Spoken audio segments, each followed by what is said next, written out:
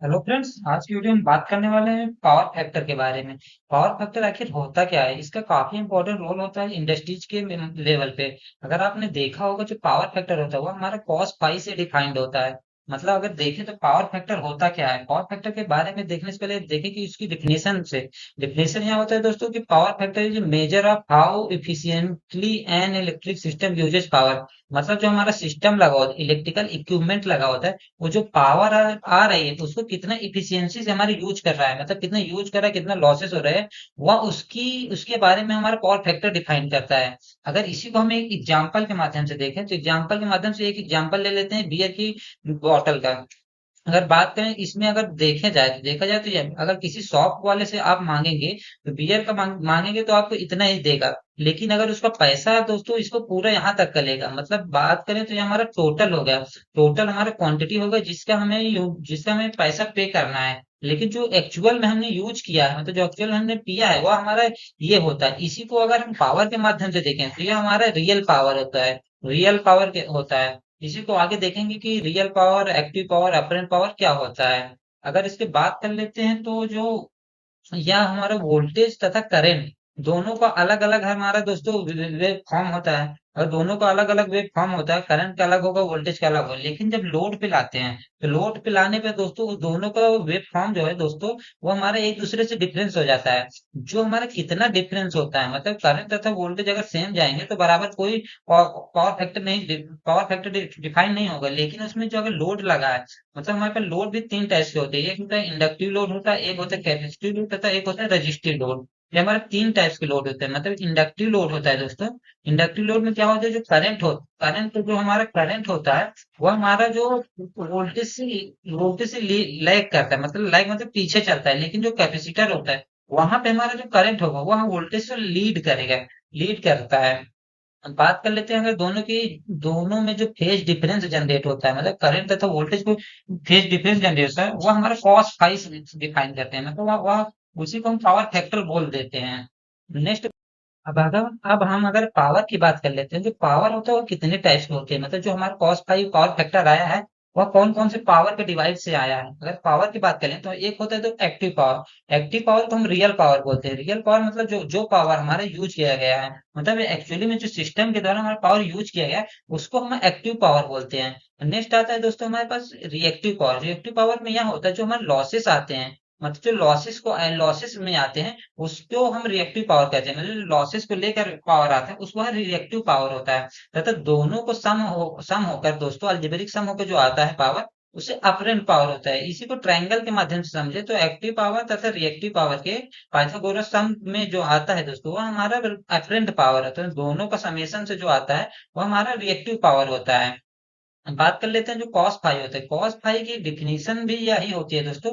जो हमारा active power को अपरेंट पावर के डिवाइड करने पे जो हमारा वैल्यू आता है, वह हमारा कॉस फाई होता है। मतलब कॉस फाई मतलब पावर फैक्टर होता है। मतलब एक्चुअल में जो यूज किया गया था, तो अपरेंट मतलब टोटल पावर, तो जो लॉसेस को लेकर पावर हुआ था, तो हमारे जो एक्चुअल में यूज किया उसकी पावर कैलकुलेशन करने के बाद हमारा जो पावर फैक्टर आता है, वह हमारा दोस्तों, वो हमारा जो आता वैल्यू आता है, उसे हम पावर फैक्टर बोलते हैं।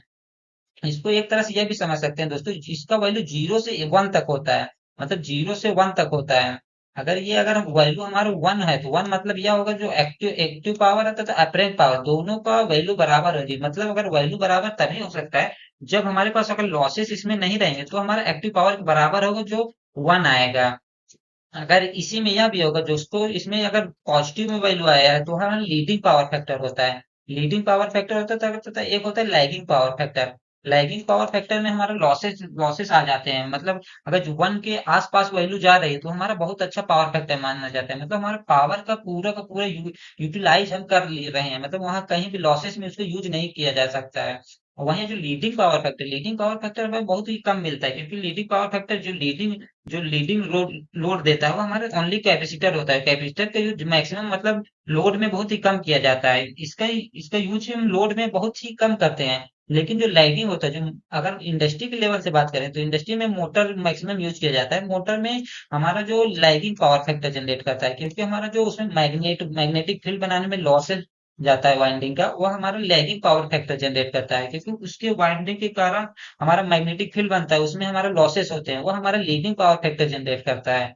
इस इसलिए हम दोस्तों जो पावर फैक्टर होगा उसके वैल्यू हमेशा वन की तरफ हमारा जरूरी होता है, मतलब उसको वन का अगर वैल्यू वन है तो हमारा लॉसेस बहुत कम है, तो उसको यूटिलाइज कर सकते हैं।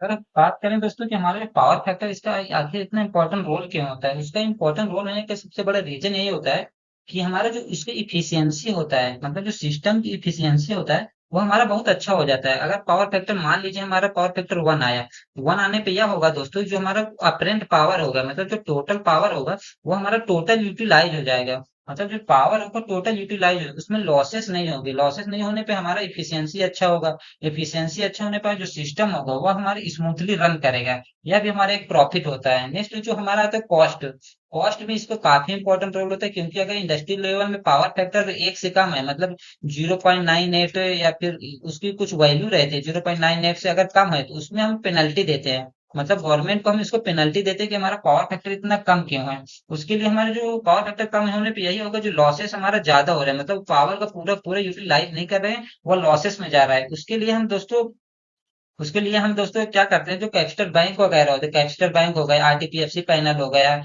या फिर जो लीडिंग पावर फैक्टर जनरेट करते हैं उसका यूज करके हम इस पावर फैक्टर को इम्प्रूवमेंट करते हैं। तथा नेक्स्ट हमारा जो परफॉर्मेंस होता है, परफॉर्मेंस की बात करें, जो सिस्टम की परफॉर्मेंस भी बढ़ा जाता है, क्योंकि अगर परफॉर्मेंस के में यही होगा, जो करंट रहेगा, करंट हमारा जो करंट को जो लीड करेगा, मतलब करंट हमारे लीडिंग में रहेगा, तो वोल्टेज जो ड्रॉप होगा, वोल्टेज ड्रॉप कम हो गया, करंट लीड करेगा तो वोल्टेज ड्रॉप हमारा कम होगा। वोल्टेज ड्रॉप कम होगा तो इससे हमारे सिस्टम की इफिशियंसी या फिर परफॉर्मेंस बोल सकते हैं, वो हम बहुत ज्यादा अच्छा हो जाएगी। यह भी हमारा एक काफी इंपॉर्टेंट रोल होता है। इस तरह आप देख सकते हैं दोस्तों कि हमारे पावर फैक्टर हुआ इंडस्ट्रियल लेवल में इतना इंपॉर्टेंट क्यों किया जाता है, क्योंकि इसमें यही होगा। एक तो होगा दोस्तों हमारा, अगर बिल के माध्यम से देखें, बिल की तरह देखें, तो जो एनर्जी बिल जनरेट होती है वो हमारे केवीएच में होते हैं। केवीएच में हमारा जो पावर फैक्टर हो, पावर फैक्टर का भी रोल आ जाता है, जिससे हमारा बिल बढ़ जाती है। तो हमारे जो हमारे इक्विपमेंट लगे होते हैं, उसका हमारा जो स्मूथ वर्क होगा वो हमारा बढ़ जाएगा।